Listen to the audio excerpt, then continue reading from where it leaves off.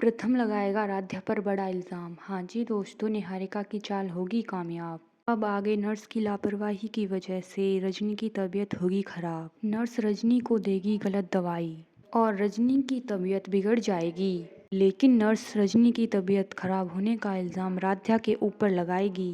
Nurse कहेगी कि राध्या ने जो जड़ी बूटी वाला तेल बनाया है ये सब उसी की वजह से हुआ है।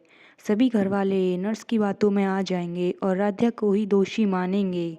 दादी और निहारिका दोनों राध्या पर इल्ज़ाम लगाएंगी कि उसे रजनी के कमरे में नहीं आना चाहिए था, ये सब कुछ उसी की वजह से हुआ है। अब दादी, निहारिका और नर्स की बातें सुनकर प्रथम को बहुत ही ज़्यादा गुस्सा आ जाएगा और वह राध्या को अपनी माँ के कमरे में से हाथ पकड़कर खींचकर बाहर ले जाएगा। और फिर प्रथम राध्या पर चिल्लाएगा कि तुम मेरी माँ के कमरे में क्यों गई थी। प्रथम कहेगा कि राध्या, ये सब कुछ तुम्हारी वजह से ही हुआ है, तुम्हारी वजह से ही मेरी माँ कोमा में गई हैं। प्रथम की ये सारी कड़वी बातें सुनकर राध्या को बहुत बड़ा झटका लगेगा और फिर राध्या प्रथम से गुस्से में कहेगी कि ये सिर्फ आप ही की माँ नहीं थी, मेरी भी माँ थी, मैं उनके साथ ऐसा क्यों करूँगी। लेकिन प्रथम राध्या की एक भी नहीं सुनेगा और राध्या को ही दोषी मानेगा।